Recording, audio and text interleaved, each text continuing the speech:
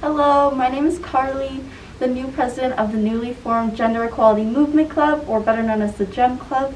And Hi, I'm Aditi Basania and I'm the social media manager for the GEM Club.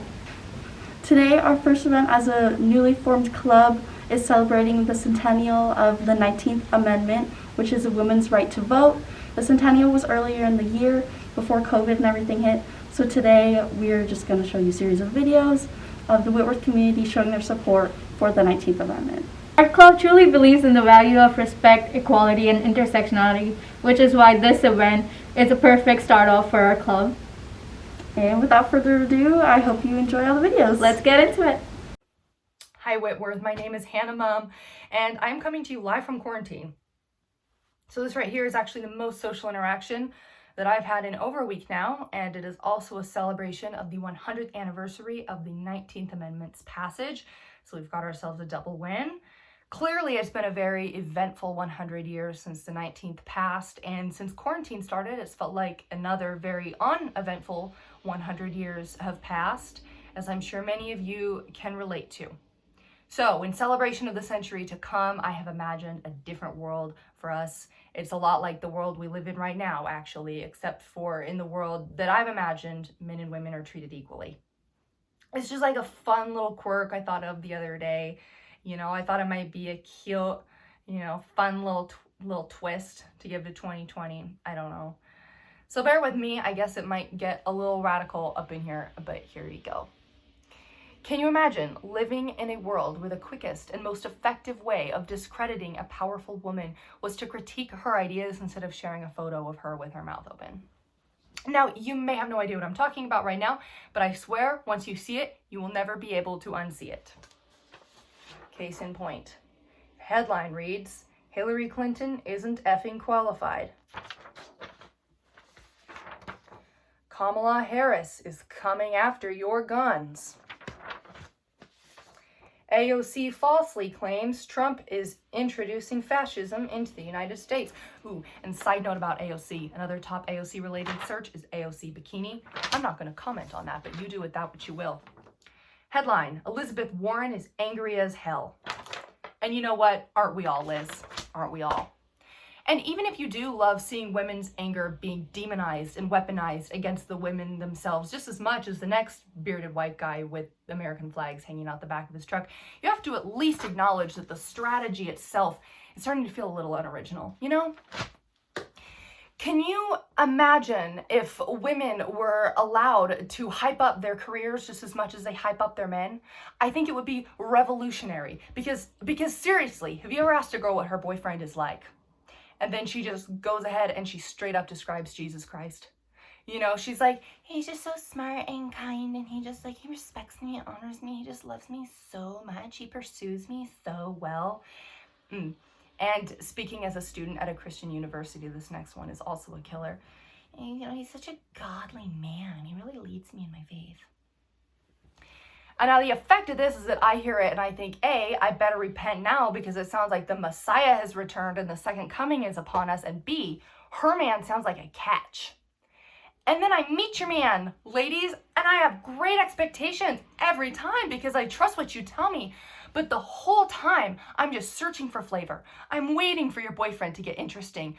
But really, he's just about as bland as a carpet, and I did all of that hard work repenting for no good reason. And before I move on, I just want to take a second, before I continue, because maybe I've offended some people. Somebody out there is probably thinking, she's just a raging anti-man feminist. No, not one bit. I've seen Timothy Chalamet, okay? So I know.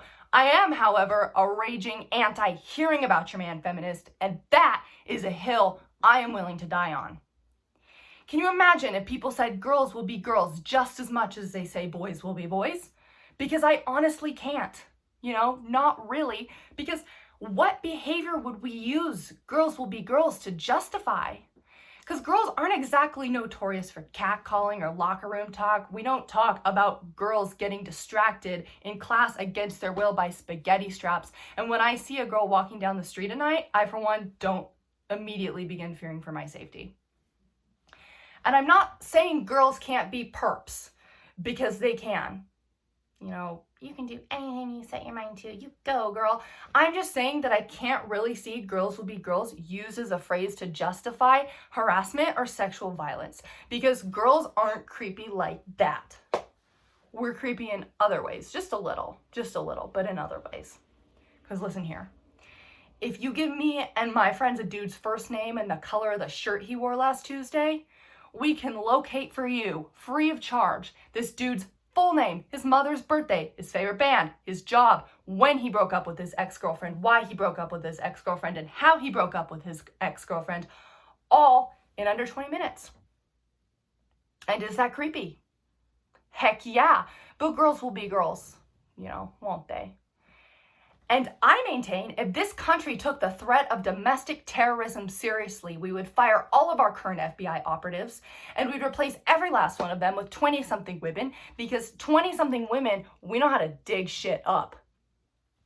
And speaking of social media, can you imagine if you could check your Instagram without having this weird stock of DMs from self-described, businessmen trying to help young women out financially?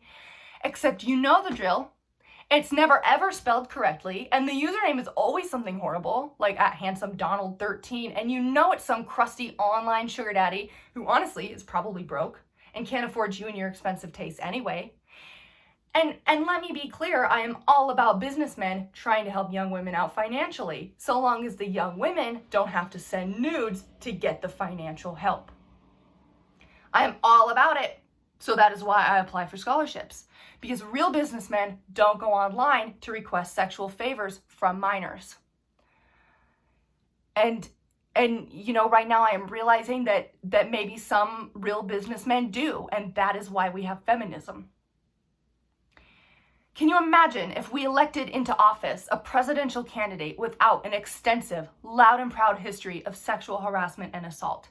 Can you imagine if women showed up to exercise our 19th Amendment rights?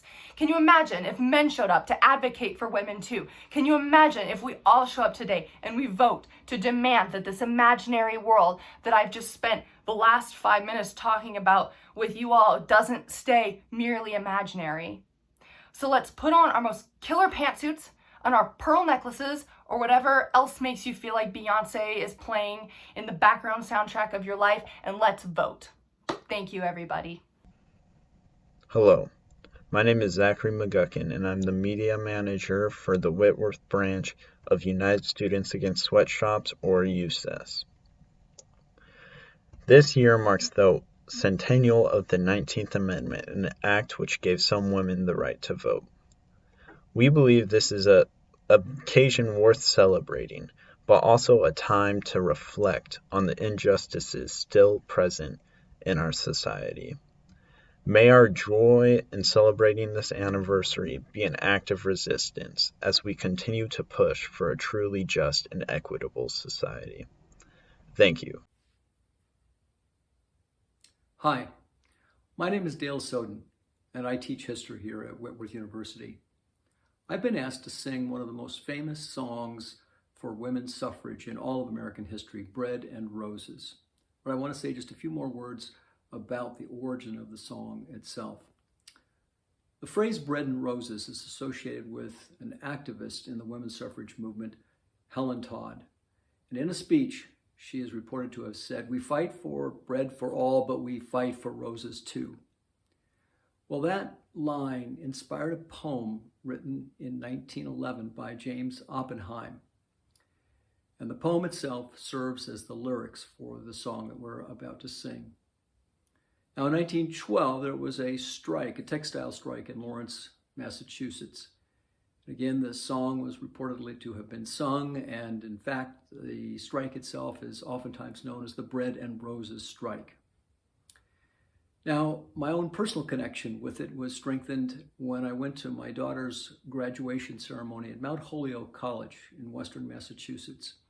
And I learned that since 1932, all of the graduates of Mount Holyoke on commencement, they march to a certain site and then they sing this song, Bread and Roses. So here, I'm going to try to sing it for you.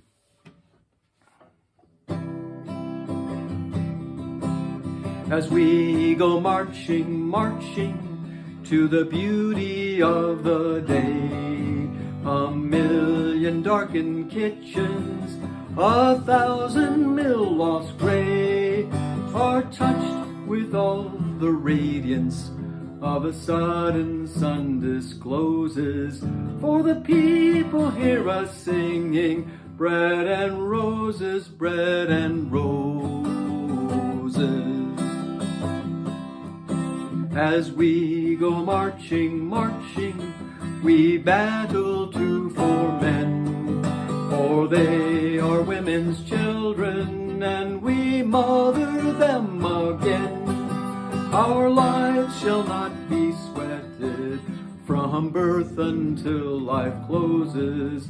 Hearts starve as well as bodies. Give us bread, but give us roses. As we go marching, marching, unnumbered women dead go crying through our singing their ancient call for bread. Small art and love and beauty, their trudging spirits do. Yes, it's bread we fight for, but we fight for roses too. As we go marching, marching, we bring the greater day. The rising of the women means the rising of the race.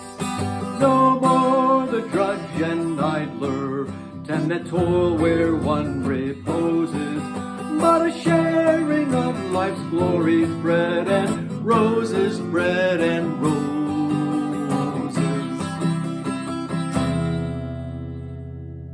Thank you. Hi, my name is Emily Marvin. I am the president of Generation Action here on campus. I'm here to talk to you about the 19th Amendment. While the 19th Amendment was substantial in giving white women the right to vote, it didn't give that right to everyone. The fight for voting rights continued long after, and even continues today. Voter suppression runs rampant. Luckily, Washington isn't as much of a concern, but even with that in mind, I encourage you to vote and to vote early.